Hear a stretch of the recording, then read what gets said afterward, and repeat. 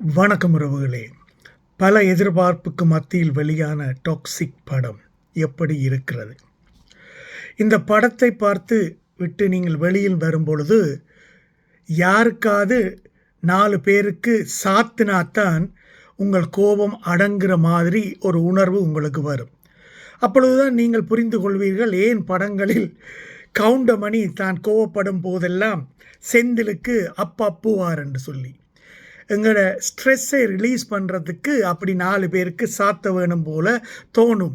இந்த படத்தை பார்த்தால் அப்படி தோன்றும். அது மட்டுமல்ல, மனிதனுக்கு கோபம் வரும் பொழுது சில வேளையில் கெட்ட வார்த்தையை பேச வேண்டிய ஒரு மூடுக்கு தள்ளப்படுவான். அதே மாதிரி இந்த படத்தை பார்த்து விட்டு வெளியில் வரும் பொழுது உங்களுக்கு வாயிலே கெட்ட வார்த்தையிலெல்லாம் இந்த தயாரிப்பாளரையும் டைரக்டரையும் பேச வேணும், திட்ட வேணும் போல கூடி தோன்றினால் ஆச்சரியப்படுவதற்கில்லை. அந்த மாதிரி ஒரு கேவலமான படத்தை எடுத்து வைத்திருக்கிறார்கள் உறவுகளே. 650 கோடிக்கு மேல் செலவழித்திருக்கிறார்களாம். படத்திற்கு கதை என்று கேட்டால் ஒவ்வொருத்தரும் ஒவ்வொரு கதையை சொல்லுகிறார்கள். ஏனென்றால் சரியாக புரிந்து கொள்ளும் அளவுக்கு அந்த படத்தில் எந்த கதையுமே இல்லை. 3.25 மணித்தியாலத்துக்கு இந்த படத்தை எடுத்து வைத்திருக்கிறார்கள். உங்களால் அவ்வளவு நேரம் இந்த படத்தை பொறுமையுடன் பார்க்கவே முடியாது உறவுகளே.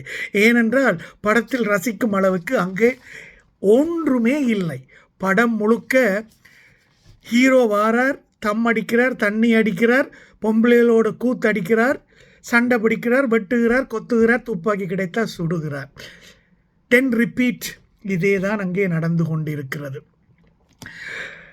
உங்களுக்கு தெரியும், இளம் வயது பசங்கள் ஒரு படத்தில் 1-2 பிட்டு காட்சி இருந்தால் நண்பருடன் சேர்ந்து அதை பார்த்து ரசிப்பார்கள் அந்த வாலிப வயதில்.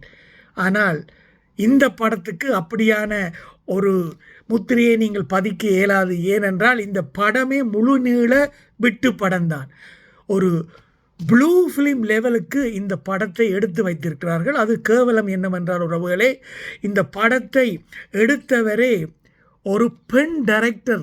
அவர்தான் கதை, திரைக்கதை, வசனம் எல்லாமே. கீது மோகன்தாஸ் என்னும் பெண் டைரக்டர். ஒரு பெண்ணா இப்படியான படத்தை எடுத்திருக்கிறார் என்று எங்களுக்கு கேவலமாக எண்ண தோன்றும் உறவுகளே. கதைக்களத்தை கோவாவில் ஆரம்பித்து எடுத்திருக்கிறார்கள் 1947. ஆனால் அவர்கள் என்ன நினைத்தார்களோ தெரியல, கோவாவில் காட்டிவிட்டு கோவாவில் பனிமலை எல்லாம் காட்டுகிறார்கள். என்ன டைரக்டர் என்ன யோசித்தாரோ தெரியல. எப்போ கோவாவில் பனிமலை எல்லாம் இருந்ததோ எனக்கு தெரியாது உறவுகளே. இப்படி எந்த லொஜிக்கும் இல்லாமல் சில காட்சிகள் அமைந்திருக்கின்றன. டயலாக் ரொம்ப கேவலமாக இருக்கும். 3ஆம் தர டயலாக்.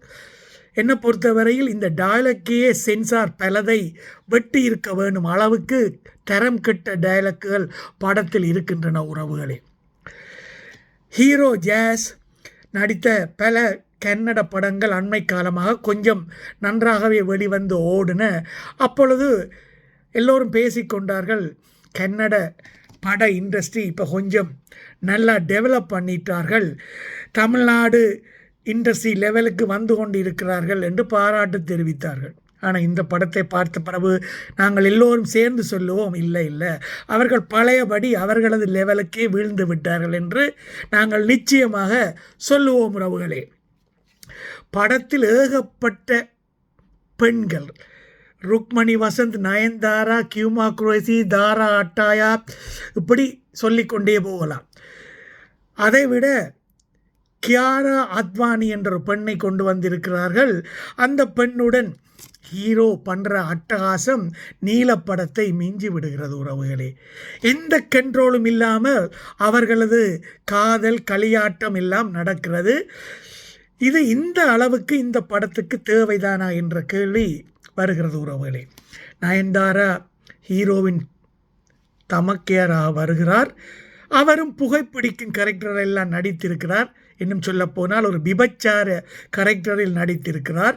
அது லேடி சூப்பர் ஸ்டார் என்று பலராரும் போற்றப்படக்கூடிய நயன்தாரா பணத்துக்காக இப்படியான கேரக்டரை எல்லாம் ஏற்று நடிப்பது சரிதானா என்ற கேள்வி எழாமல் இல்லை உறவுகளே. இந்த படம் மொத்தத்தில் எப்படி இருக்கிறது என்று சொன்னால், உங்களுக்கு தெரியும் உறவுகளே, ஒரு டீ நாங்கள் சாப்பிடணும் என்று சொன்னால் அதில் சரியான அளவுக்கு டீ தூள், சரியான அளவினால பால், சரியான அளவுக்கான சர்க்கரை எல்லாம் சேர்த்து சரியான சூடு இருந்தால் தான் அந்த டீ, அருமையான டீயை நாங்கள் ரசித்து கொடுக்க முடியும். எங்களுக்கு எல்லாமே தாராளமாக இருக்குது என்று தாராளம் காட்ட வெளிக்கிட்டோம் என்றால், வேண்டிய அளவுக்கு பால், வேண்டிய அளவுக்கு சர்க்கரையை கொட்டி, வேண்டிய அளவுக்கு டீ தூளையும் கொட்டி அதை கலந்து குடித்தோம் என்றால் அதை எங்களால் குடிக்க முடியாது, அப்படியே கொட்டி விடுவோம். அந்த மாதிரி தான் இந்த படமும் சேர்க்க வேண்டிய விடயங்களை அளவோடு சேர்க்கவில்லை, கண்ணா பின்னாண்டு சேர்த்து விட்டிருக்கிறார்கள். அதனால் இந்த படத்தில் எதையுமே ரசிக்க முடியவில்லை உறவுகளே. இவ்வளவு பணத்தை கொட்டி 3.25 மணித்தியாலத்தை மனிதனுக்கு வேஸ்ட் அடிக்க வைத்திருக்கிறார்கள். இன்னும் அரைவாசி நேரம் சில பேர் தியேட்டருக்குள்ளேயே தூங்கி விடுகிறார்களாம். அந்த மாதிரித்தான் படம் இருக்கிறது. இளவட்ட பசங்கள் வேண்டுமென்றால் இந்த கியாரா அத்வானியின் செக்ஸ் காட்சிகளை, ஹீரோ அவருடன் அடிக்கும் கூத்துக்களை ஒரு 10-15 நிமிடம் வேணுமென்றால் வாயை பிளந்து கொண்டு பார்க்குற இளவட்டங்களுக்கு இந்த படம் ஓகே ரகமாக அந்த 15 நிமிடம் இருக்கலாமே ஒழிய மற்றும்படி இது ஒரு தரமான படமும் இல்லை. இந்த படத்தால் சமுதாயத்துக்கு எந்த செய்தியும் சொல்லப்படவும் இல்லை. அதில் நடித்த கதாபாத்திரங்கள் பாத்திரத்துக்கு ஏற்ற மாதிரி தங்கள் நடிப்புகளை வெளிப்படுத்தவும் இல்லை. வெறும் குப்பை படம் உறவுகளே. இந்த படத்தை யாராவது பார்த்தீங்கள் என்றால் பார்த்து விட்டு வரும் பொழுது நிச்சயமாக சொல்லுவேன், உங்களுக்கு யாரையாவது சாத்த வேணும் போல ஒரு ஃபீலிங்குடன் தான் வெளியில் வருவீர்கள்.